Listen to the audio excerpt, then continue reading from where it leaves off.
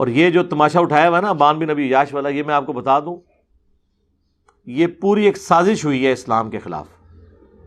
یہ بھی اشرا فاطمی بھی منانا شروع کر دیا ہے. ہم یہ پوچھتے ہیں یہ بدعت نکالی کس نے ہے اشرا فاطمی والی؟ آج سے کچھ سال پہلے تک تو کوئی نہیں تھا. بتائیں مجھے یہ اشرا فاطمی، یہ نہیں سیدہ فاطمہ سلام اللہ علیہا کی نعوذ باللہ شہادت جس کو یہ کہتے ہیں غالی، یہ 10 دن منانا یہ ائمہ اہل بیت نے کب منایا ہے؟ یہ تو آج سے 50 سال پہلے بھی ایگزسٹ نہیں کرتا تھا. تو اس کے بدعت ہونے کے لیے یہی کافی ہے.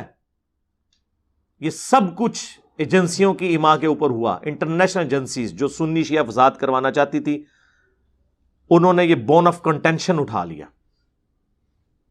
ورنہ پہلے لوگوں کو نہیں تھا کہ یہ سیدہ فاطمہ کی شہادت کا دن ہم نے یہ منانا ہے اور عشرہ پورا منانا ہے اور یہ مصائب پڑھنے ہیں. کیوں نہیں تھا؟ اب یہ کہاں سے آ گیا؟ فنڈنگ ہوئی ہے میرے بھائی. اور کیا ہوا ہے؟ جس طرح سنیوں کو فنڈنگ ہوئی کہ نعرے لگاؤ بے خطا بے گناہ معاویہ معاویہ، تو کبھی سنیوں نے یہ نعرہ نہیں لگایا تھا. سنی تو ہاتھ جوڑتے تھے شیعہ کے آگے کہ یار کام ڈالا ہے میرے شام نے، خدا دا نہ ہے اس تے لعنت نہ کرو، صحابی ہونے دی وجہ نال زبانہ بند رکھو. یہ کبھی نہیں ہوا تھا کہ سنی یہ کہیں کہ نہیں جی ہم امیر معاویہ کانفرنس کریں گے. Not at all. یہ بھی ایجنسیوں کی ماں پہ ہوا تاکہ سنیوں کو بھڑکائیں. الیاس قادری صاحب ایک بے ضرر انسان تھے، مدنی چینل والے. وہ تو یار چیونٹیوں کا اتنا احترام کرتے ہیں کہ وہ ایک دفعہ کیلے آ گئے، اس سے چیونٹیاں لگی تھی، انہوں نے مریدوں کا میں نے کیلے نہیں کھانے، جہاں سے کیلے اٹھائے وہاں جا کے واپس رکھو. آپ نے چیونٹیوں کو بے دخل کر دیا. ایسے بندے سے آپ ایکسپیکٹ کر سکتے تھے کہ وہ بے گناہ بے خطا معاویہ معاویہ یہ نعرے لگوائے گا؟ Not at all. فنڈنگ ہوئی، ان کو خود بھی نہیں پتا ہوگا. ہاں یہ ذہن میں رکھیے گا، یہ جن کو فنڈنگ ہو رہی ہوتی ہے نا ان کو خود بھی نہیں پتا ہوتا کہ وہ یوز ہو رہے ہیں. ہاں جی، اس کے لیے پھر بنو امیہ والی چالیں چاہیے ہوتی ہیں. ہاں جی، کہ آپ ایسے بندوں کو نزدیک نہ. ہم نے کیوں پابندی لگائی ہوئی ہے؟ چندہ کسی کا نہیں لینا، جاؤ نہ سو کی تو ہے. فیم نہیں لینا کہ آؤ جی فلانی جگہ تھوڑا پروگرام رکھوا دینا، فلاں ٹی وی لینے چینل تے تمہیں ناچ کر دینا اور جاؤ اپنا کام کرو. عورت کی جی اسلامی بہنوں کا درد شروع کر دیں اور جاؤ اپنا کام کرو. بس 3 ہی چیزیں آپ بچ جائیں: دولت، عورت، شہرت. دنیا کے سارے شیاطین مل کے، دنیا کی ساری ایجنسیاں مل کے آپ کو گمراہ نہیں کر سکتی. یہ 3 آپ چیزیں لے جائیں مجھ سے. ہاں لیکن ان تینوں سے وضو ٹوٹے گا جب بھی یہیں سے ٹوٹے گا، کہیں ایک جگہ سے. تو آپ دیکھیں گے کیسے شیطان داخل ہوتا ہے. شہرت سے، دولت سے اور عورت سے. اور مولوی تو اکثر عورت اور دولت پہ مر جاتا ہے، شہرت پہ بھی مرتا ہے. ویورشپ کے لیے لکھتا ہے ریپلائی ٹو انجینئر محمد علی مرزا. تو یہ اشرا فاطمی خود بدعت ہے.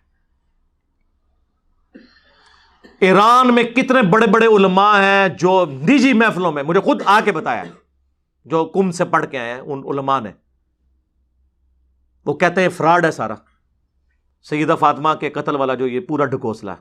لیکن کہتے ہیں لیکن اب یہ چونکہ پبلک میں بکتا ہے ہم کیسے بتائیں. بالکل اس طریقے سے جس طرح اب بریلوی علماء یہ نہیں بتا سکتے کہ میلاد کے موقع کے اوپر یہ جو آپ نے جلوس جھنڈیوں کے ساتھ ساتھ یہ آپ نے جو زیارتیں لگانا شروع کی ہیں، پھر مکے اور مدینے کے ماڈل بنا دیے ہیں، اس سے بڑھ کے لوگ وہاں سامنے کھڑے ہو کے دعائیں کرتے ہیں اس کا ریپلیکا سمجھتے ہوئے، یہ سب بدعت ہیں. نجی محفلوں میں تو ہمیں آ کے کہتے ہیں بدعت ہے، لیکن کہتے ہیں اگر ہم کہیں گے تو ٹوکا اٹھا لے گی ہماری عوام ہی، سر تن سے جدا. یہ ڈر ہر فرقے میں موجود ہے. ابان بن ابی عیاش ان کے نزدیک بھی جھوٹا. امام مسلم نے مقدمے میں لکھا ہے کہ یہ جھوٹا کذاب ہے، تبع تابعین میں سے ہے. اور 2 تبع تابعین کہتے ہیں کہ ہم نے 1000 حدیثیں لکھی ابان بن ابی عیاش سے. امام مسلم نے صحیح مسلم کے شروع میں مقدمے میں لکھا ہے.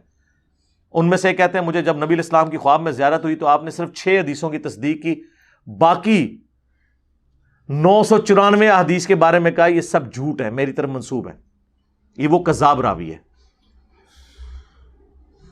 جس نے وہ سلیم کی کتاب کے بارے میں کہا جی منو جانے جاندے وہ کتاب دے گیا سی حضرت علی دا ایک صحابی تے اے اودے چ میں تانوں بیان کر رہا ہوں. اور پھر لاجیکلی ایک حالات و واقعات بھی تو بتا رہے ہوتے ہیں کون سے سسٹم میں کون سی چیز بیٹھ رہی ہے. بھائی حضرت علی رضی اللہ تعالیٰ عنہ اگر مصلح تھے، امت کی اصلاح چاہتے تھے، تو معاویہ کے خلاف تلوار کیوں اٹھائی؟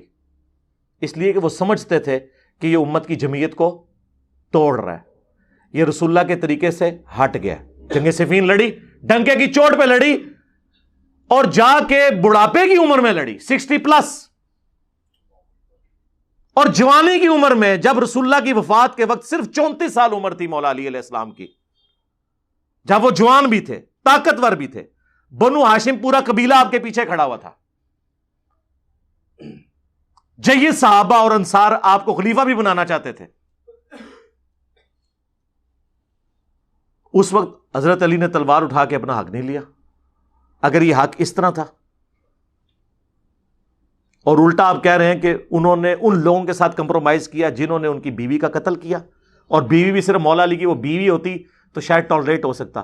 رسول اللہ کی بچی، بخاری مسلم حدیث، جنتی عورتوں کی سردار، حسن و حسین کی والدہ، اور کمپرومائز کون کر رہے ہیں؟ مولا علی علیہ السلام، اللہ کا شیر، دنیا اور آخرت میں اللہ کے نبی کا بھائی، جس کے بارے میں بخاری مسلم میں حدیث ہے کہ میں اس شخص کے ہاتھ میں جھنڈا دوں گا جس سے اللہ اور اس کا رسول محبت کرتے ہیں، وہ اللہ اور اس کے رسول سے محبت کرتا ہے. اور صحابہ کہتے ہیں ہمیں رات کو نیند ہی نہیں آئی کہ خوش نصیب کون ہوگا کہ اللہ اور اس کا رسول بھی اس سے محبت کرتے ہوں. اور مولا علی کو بلا کے اشوب چشم تھا، حضور نے اپنے مبارک لعاب لگا کے بھیجا، فتح ہو گئی. اور مسلم شریف کے الفاظ ہیں، حضرت عمر کہتے ہیں اس سے پہلے مجھے کبھی خواہش نہیں ہوئی تھی کہ حضور مجھے کوئی جھنڈا دیں یا مجھے کسی لشکر کا امیر بنائے، لیکن اس موقع پہ میرا بھی دل کر رہا تھا کہ وہ جھنڈا مجھے مل جائے جو علی کو ملا. اور نقل کس نے کیا؟ یہ حضرت عمر کے الفاظ حضرت ابو ہریرہ نے نقل کیے ہیں، جن کے بارے میں کہتے ہیں جی بغض اہل بیت تھا. وہ کہانیوں کراؤ جڑی کو فٹ ان بھی بہندی ہوئے، کرائن بتا دیتے ہیں، لیکن یہ جزوی علم جو ہے نا وہ نقص پیدا کرتا ہے. جائیں انٹرنیشنل عدالت میں ہمارا مقدمہ لے جائیں کہ جو مولا علی اتنا دلیر ہو، رسول اللہ کا تربیت یافتہ ہو، وہ اپنی بیوی کے قاتل کے ساتھ کمپرومائز کر سکتا ہے؟ اور صرف بیوی نہیں، نبی الاسلام کی بچی.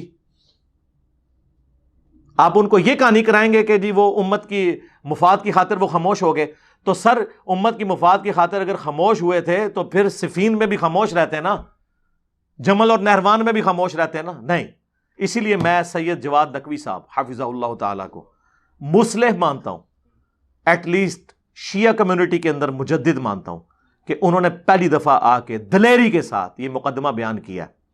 اگرچہ انہوں نے بھی سیدہ فاطمہ کی شہادت والا واقعہ ایک جگہ بیان کر دیا ہوا ہے، لیکن وہ خود ہی منسوخ ہو گیا جب انہوں نے کہہ دیا کہ خلفائے ثلاثہ کے ساتھ مولا علی جب چلے ہیں تو ہماری ان کے ساتھ اسی طریقے سے دوستی ہے، جن کے خلاف تلوار اٹھائی ہے ان کے خلاف ہماری اسی طرح تلوار ہے. اور انہوں نے بولا کہ کیا ذوالفقار کھو گئی تھی مولا علی سے؟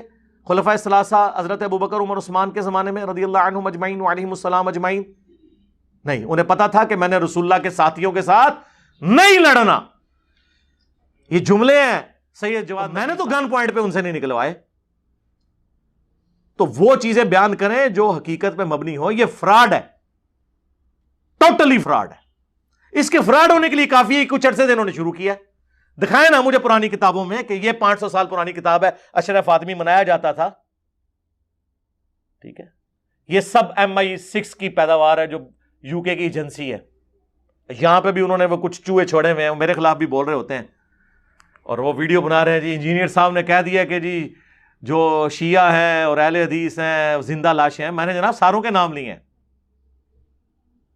ان غالیوں کے کہ جو فرقہ واریت پھیلا رہے ہیں، جن کی میں تعریف کر رہا ہوں انہیں میں زندہ لاش کہوں گا؟ یعنی میں سید جواد نقوی صاحب کو زندہ لاش کہوں گا، یا اہل حدیث کے شیخ زبیر لزئی صاحب کو میں زندہ لاش کہوں گا؟